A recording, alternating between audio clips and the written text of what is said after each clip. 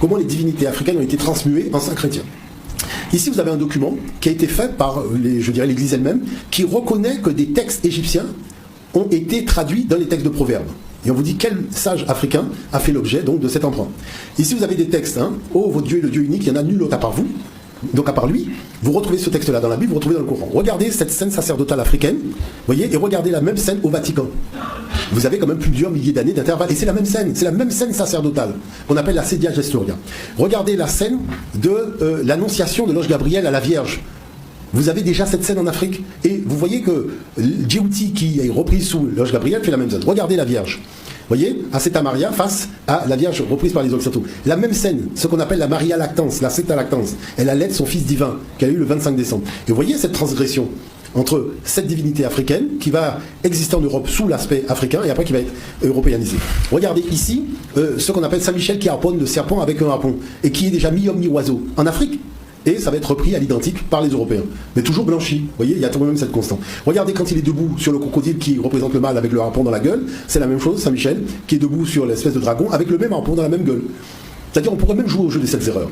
Et toutes ces iconographies-là existent. Regardez le Fils de Dieu, c'est avec le cœur surmonté de la croix qu'on écrit son nom. Unen Nefer. Voyez, et on va utiliser ce même cœur surmonté de la croix pour parler du Sacré-Cœur, donc de la divinité chrétienne. Et pourtant il est mort ressuscité. Regardez sa résurrection. Vous voyez, il y a les deux femmes de chaque côté. Il s'élève vers son père. Et regardez, de l'autre côté, vous avez les deux mêmes femmes. Et regardez les babouins d'un côté et regardez les visages des enfants de l'autre. Et le texte est le même. C'est pas simplement l'iconographie, c'est-à-dire le texte se rapportant, vous voyez, à cette élévation vers le ciel. Eh ben, on a le même texte. Donc la chose, c'est que vous comprenez bien qu'arriver à un tel niveau de technicité de la documentation, je pense que la moindre des choses, c'est de revenir à l'honnêteté et à la vérité. C'est-à-dire c'est une tradition africaine que les Européens qui n'avaient pas de tradition, qui étaient des polythéistes, c'est valable pour les Grecs et pour les Romains, voyez, ont repris et ont acclimaté à leur culture patriarcale. Parce qu'à l'époque, c'était une culture matriarcale. Il n'y a aucun site archéologique qui démontre le passage de Jésus dans ce monde. Il n'y a aucun site archéologique qui démontre la généalogie ou le passage de Marie dans ce monde. Il n'y a aucun site archéologique qui démontre le passage de Moïse dans ce monde. Tout ça, ce sont des mythes inventés par les Sémites qui ont reçu cette insufflation spirituelle des cultes sumériens, des cultes d'Osiris, donc égyptiens, des cultes de Ba. Voyez-vous cet homme qui a dédié sa vie au mensonge, qui a servi jusqu'à sa mort le père du mensonge? Eh bien, je vous le dis, il marchera à la suite du pharaon dont le Coran annonce l'entrée au feu. Car il a appelé à suivre la voie de Pharaon. La théorie des divinités africaines transmuées en saints chrétiens, la position de précurseur qu'il se donne concernant la connaissance de l'unicité divine, la prétention d'être à l'origine de toutes les formes de spiritualité adoptées par les enfants d'Adam, les assimilations de leurs ancêtres aux anges, du diable banni à Allah, au Créateur, font partie de ce dessein que je dénonce et qui petit à petit s'établit au milieu de vous. Chaque parti, associateur, chaque individualité dominée, étant aveugle sur le but final, achemine là où les pièces dont l'ennemi déclaré a besoin pour ce prétendu rétablissement de la vérité, qui n'est en fin de compte que le remplacement d'un mensonge par un autre.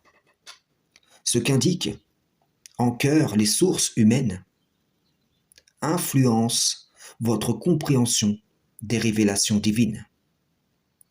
Comprenez que comme les peuples anciens ont attribué à leurs idoles des qualités divines, jusqu'à ce que certains arrivent par ce biais à assimiler l'Éternel à Baal, alors que le Coran et ce qui le précède attestent que ce n'est qu'une idole, pareillement, les Égyptiens ont loué leurs idoles, leurs fausses divinités, par des paroles pouvant être similaires à certaines contenues dans les parts de l'Écriture vouées à l'Éternel, de sorte que, comme Baal n'est pas l'Éternel, les paroles qu'ils tentent de faire passer pour l'origine des Écritures, disons-le clairement, ils tentent de faire passer les écrits abrahamiques pour un plagiat des écrits égyptiens, n'étaient pas adressés au Créateur, comme l'atteste le Coran. La religion des Égyptiens fut la voix d'un peuple qui ne croit pas en Allah et qui nie la vie future. Nous avons vu dans les vidéos précédentes que les Africains croyaient bien en un Dieu unique avant l'apportation des révélations abrahamiques, mais que cette divinité n'était pas le Créateur, c'était un Dieu de loin qui ne répondait pas directement à ses serviteurs et qui avait placé entre lui et ses serviteurs des génies tutélaires, des ancêtres. Je ne peux pas m'adresser au Créateur en lui disant Seigneur, j'ai besoin d'une voiture, donne-moi une voiture. Ce n'est pas possible. Pourquoi? Parce qu'il est le garant de l'équilibre stellaire de tout le fonctionnement de l'univers. Et il y a des milliards et des milliards et des milliards d'êtres qui sont issus de lui. Donc il est occupé. Il est occupé à gérer la technostructure. Mais l'Afrique a la notion d'ancêtre. Et l'ancêtre, quand il est divinisé, vous avez quand même son sang dans vos veines, il a le choix. C'est-à-dire que soit il reste au paradis, soit il a son acte, son esprit divin qui est au paradis, et il accepte de revenir pour être votre ancêtre gardien, votre guide. Et c'est à lui que vous allez demander vos choses personnelles. C'est-à-dire qu'on fait des hymnes. Moi, quand je m'adresse au Créateur, je le remercie pour tout ce qu'il fait, pour toutes les formes de vie qui sont issues de lui. Et je le remercie pour tout ce qu'il va faire sur la Guadeloupe quand le soleil se lève à l'est, pour les oiseaux, pour tout ce qui vit, pour l'eau, pour tout ce qui vibre. Mais la chose personnelle, c'est avec l'ancêtre. Pour faire court, le diable a placé son gouvernement, le faisant passer pour les anges qui servent l'Éternel. Et donc, si vous appliquez cette logique, vous comprendrez que la scène sacerdotale, plagiée par les institutions chrétiennes, qui ont elles-mêmes altéré le message du Messie, est le résultat d'une manipulation, d'une altération ayant été opérée via les conciles.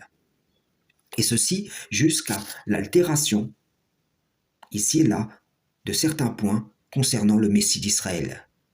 C'est ces manipulations qui permettent l'assimilation trompeuse de lui et sa mère à Horus et Isis. Tout est ainsi, que ce soit les Yaoudaïs, que Roger Sabat et les afrocentristes veulent faire passer pour les Yéhoudis à une époque où le Coran atteste que les Yéhoudis n'existaient pas, ou encore des assimilations trompeuses de Joseph, Moïse, à des personnages égyptiens, ainsi que Uzaïr à Osiris. Eh bien, toutes ces assimilations ont le même but, elles convergent en un même sens. Celui-ci est de vous faire accepter l'inacceptable. Beaucoup ne le comprendront pas et s'y opposeront, mais je vous le dis, à partir du moment où vous acceptez les éléments de cette théorie forgée par le diable banni, tout au long de son sursis, jusqu'à assimiler Thoth, Djéouti à Djibril en vérité, vous n'en êtes pas conscient, mais vous transformez Thoth, l'envoyé des fausses divinités, formant le gouvernement du diable, usurpant le gouvernement d'Allah en Gabriel, l'esprit fidèle. Vous transformez l'islam en la doctrine des vigiles, qui est ce qu'ils appellent, eux, la tradition primordiale, la religion idéale, parfaite, dont Pharaon se parait au temps de Moïse. Ce qui s'est passé, c'est qu'il y a eu, via les Romains et d'autres, le blanchiment de Isis et Horus, combiné à une assimilation à Mariam et Issa. En parallèle, et en appui de cela, la production du matériel historique en écrit, peinture, fresques murales et tout ce que le diable a pu faire produire aux hommes qu'il a dominés dans l'espace et le temps pour parvenir à ses fins. Pour que des afrocentristes du futur puissent être soutenus, comme vous pouvez le constater, le diable s'est donc fait, à travers les Romains du passé, une passe à lui-même qu'il exploite à présent via les afrocentristes. Le Coran vient rétablir la véritable annonciation, barrant la route à la tentative d'assimilation, à la tentative de faire de Issa et de sa mère les personnages d'un récit bien plus ancien qui se serait déroulé dans l'Égypte antique. Vous négligez l'importance de ces choses, vous négligez un des buts coraniques qui est de nous donner les éléments de réfutation du dessein du diable, afin que le monde n'en soit pas gagné en son cœur et qu'il ne l'érige pas en vérité. Quiconque s'oppose à ce que je dis ici, à ce que je dénonce ici, qu'il sache que du diable banni et de tous ceux qui suivent ses pas, Allah remplira l'enfer.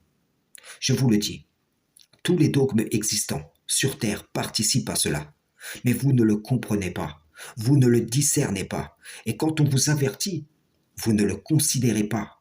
Absorbé que vous êtes par vos distractions happés, par ce qu'offre cette présente vie, détournée par ce à quoi vous avez été appelés et que vos cœurs ont suivi. Je le dis, l'ennemi exerce pratiquement une domination totale sur cette génération, de sorte que la majorité, la grande majorité des gens qui s'expriment sont sous son influence, sous son pouvoir. Il est celui qu'ils adorent, tandis qu'ils leur laissent croire qu'ils servent le Créateur. Frères et sœurs en islam, salam, shalom.